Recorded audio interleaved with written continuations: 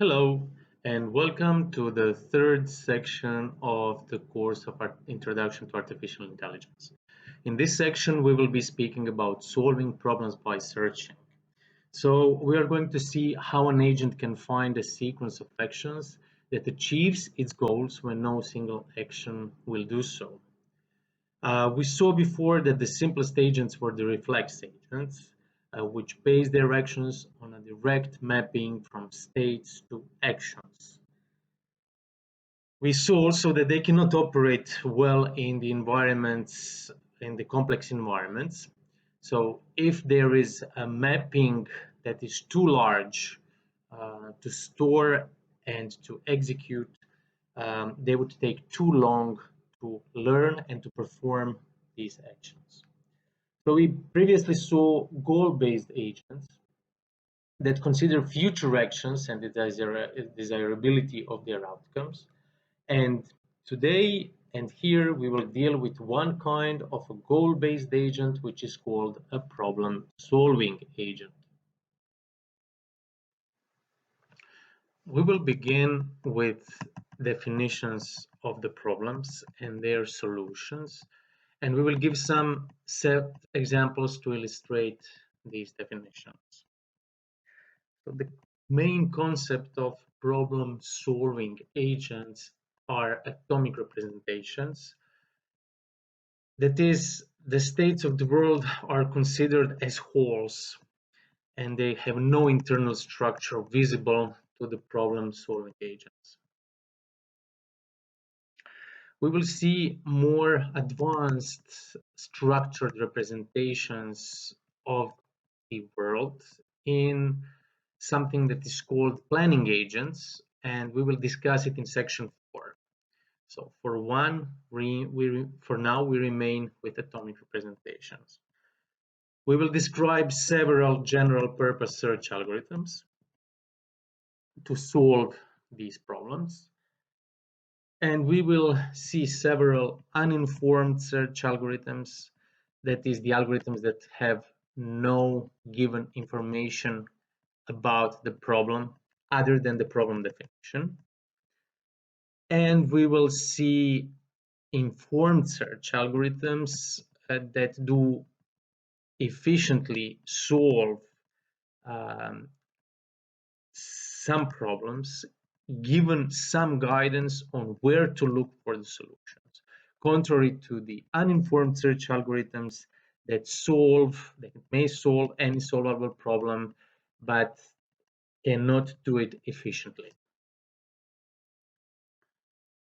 We will also use the concept of asymptotic complexity. So that is big O notation, which we spoke about in section 2, and the NP completeness, which is a concept crucial to these kind of problems. But we will limit ourselves to the simplest kind of task environment for which the solution to a problem is always a fixed sequence of actions.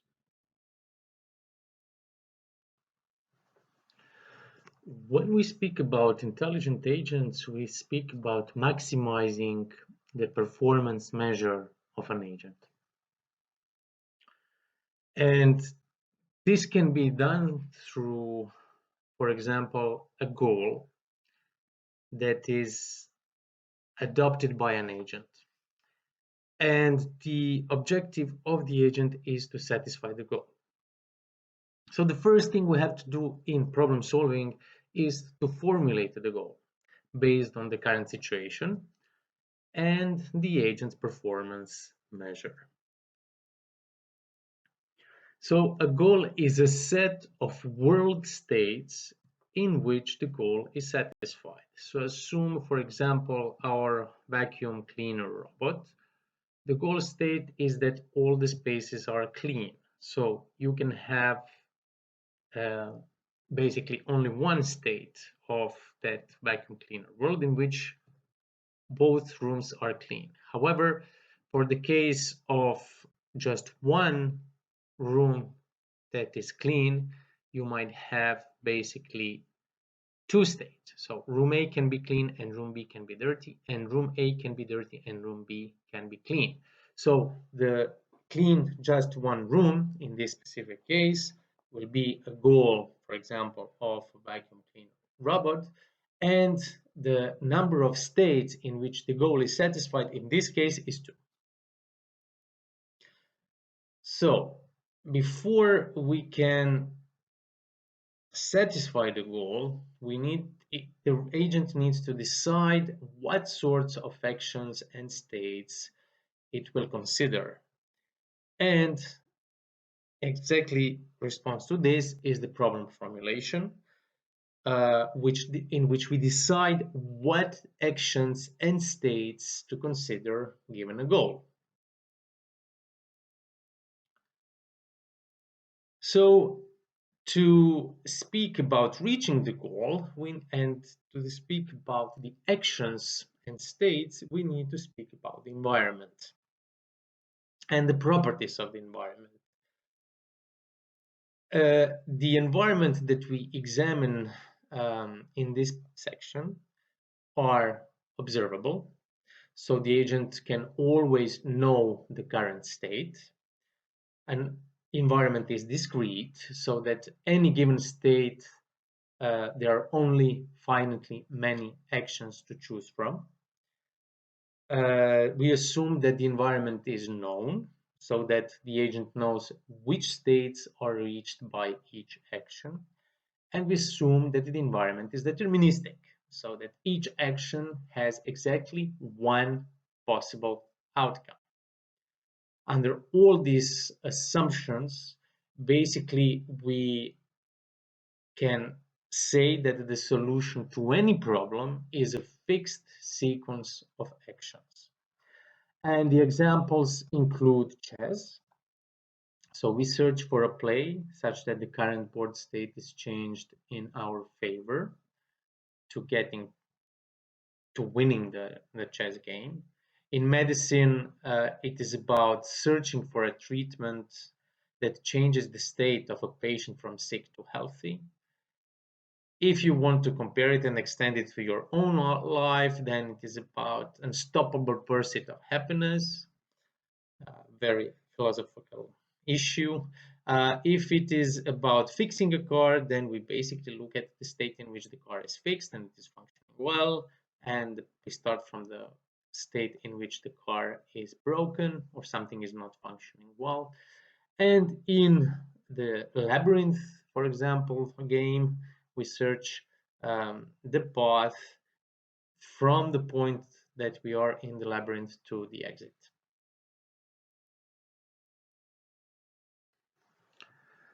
So search-based agents or problem-solving agents use atomic representations to consider states of the world as wholes. So basically we change from one state of the world to the other by certain action. And we maintain a symbolic model of the world in the agent. So the objective of the agent is to change the state of the world by its actions and while anticipating the expected effects of their actions on the model. So here you can see basically the initial state of the block world. So basically you have blocks with different letters, A, B, C, D, E. So to the left, in the left cloud, you have the initial state of this problem. To the right, in the right cloud, you have the objective state of the problem. So I want to reach the positions A, B, C, D, E, one above the other of these blocks. And the question is, how should I do so if there are certain rules in moving these blocks from one to the other? So to summarize, we need well-defined problems. And well-defined problems are defined by the properties of the environment. The crucial ones are that the environment should be discrete, as we said before. So the world is presented in states. In each state, there is a finite set of perceptions and actions. it should be accessible for the agent to have at the disposal all the relevant characteristics of the world, and that it can determine the current state of the world, and that it can determine the state of the world it would like to reach, and it should be static and deterministic.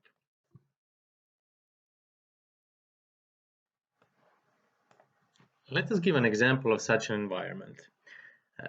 Here is an example of a Tower of Hanoi, which is basically a game where there are 3 rods or sticks, A, B, and C, and there are the discs positioned on these rods. Initially, you have all the discs at one rod, and they are positions, the smaller disc is positioned on the larger disc. So the objective is to move the discs from rod A to rod B in the same order, such that the smaller disc is always positioned above a larger disc. The actions are basically that only one disc can be moved at a time, and each move consists of taking the upper disc from one of the stacks and placing it on top of another disc or on another empty stack, but no disc may be placed on top of a smaller disc.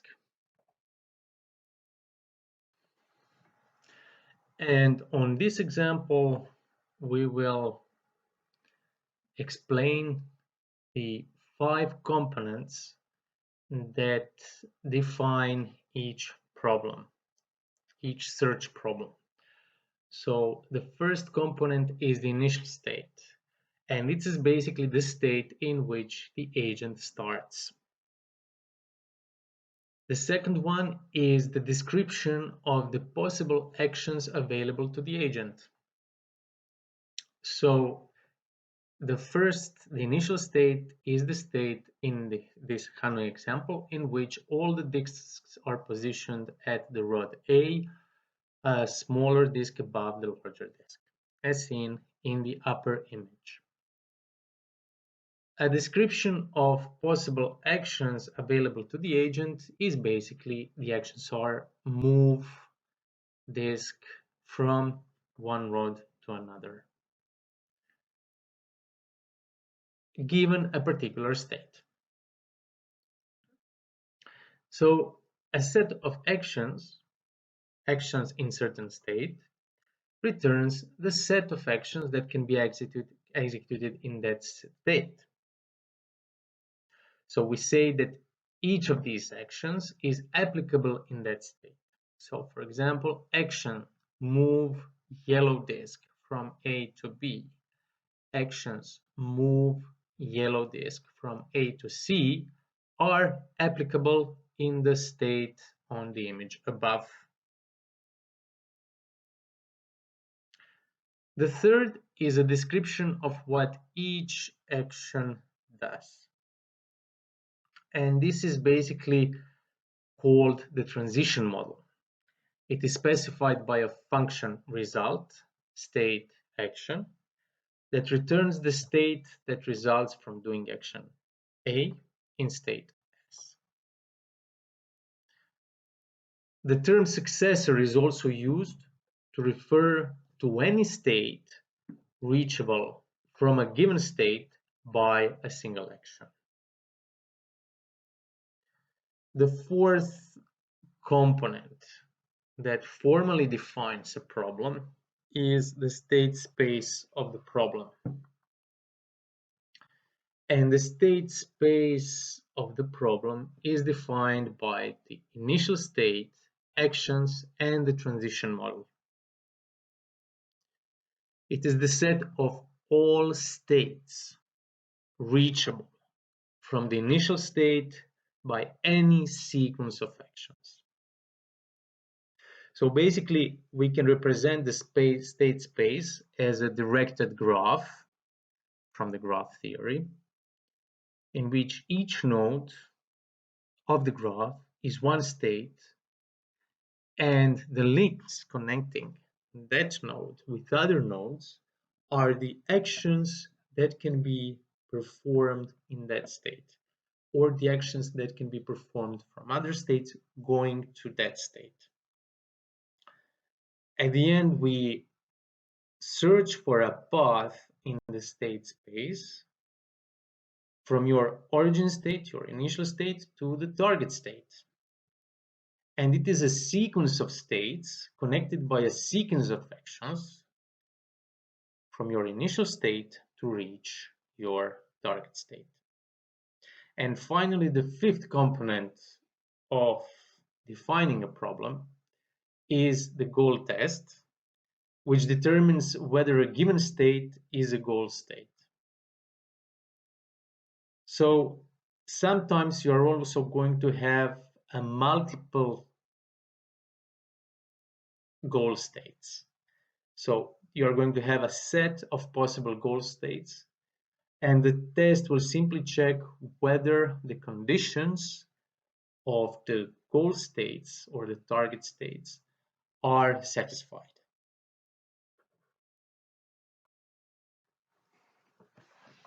So let's see now the symbolic model of the Hanoi Tower problem.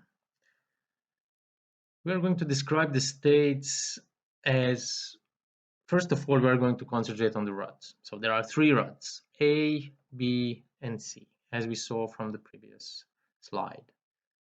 There are four disks, and let's call them from the smallest to the largest, from 1 to 4. 1 being the smallest, 4 being the largest. And then we have to represent the states. States, for example, A, and then you can have in the parentheses the positions of the disks that are at the rod A, B, and then in the parentheses you can put the disks that are at rod B, and C the same. How can we describe the actions? So we can move a disk 1 to the rod X if there is no other disk above 1, and if there are currently disks in X, but those disks must be larger than 1, and especially the last disk should be larger than 1, the disk that is at the top of the pile.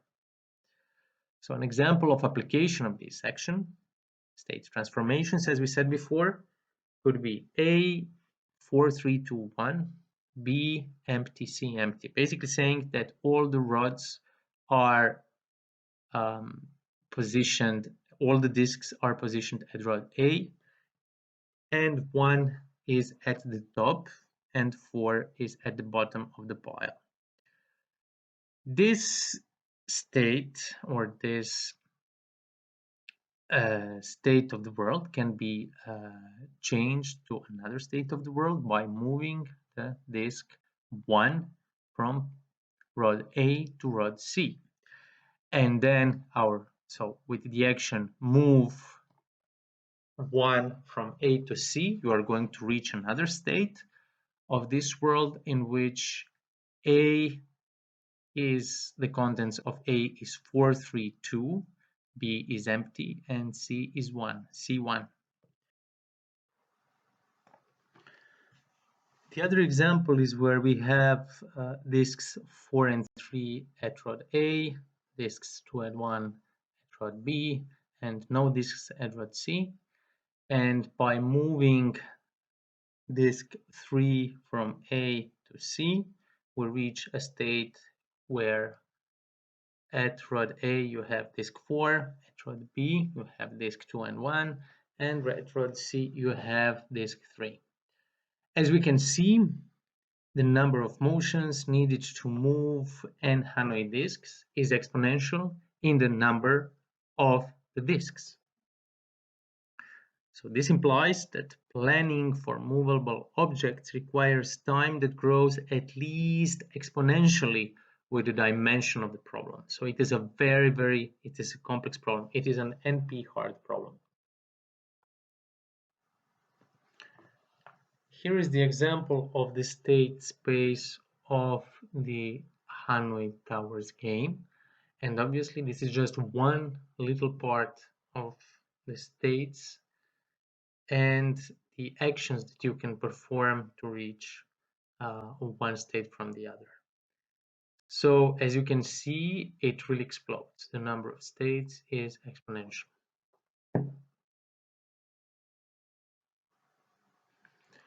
Let us instantiate the problem. Instantiate the problem basically means out, as we know from the operations research as well, so out of the very generic description of the problem, give some concrete values to the parameters and speak about a concrete description of the problem. So here, basically on the example that we have already explained before, you have your initial state, which is all the disks are at rod A. So we have A, and then the contents of A in parentheses 4, 3, 2, 1, B empty and C empty. That's the first image to the right at the top of this slide. And then we have the target state defined as A empty, B, the contents of B is 4, 3, 2, 1, and C is empty. So the objective is to find the minimum path through the state space from the initial state to the target state.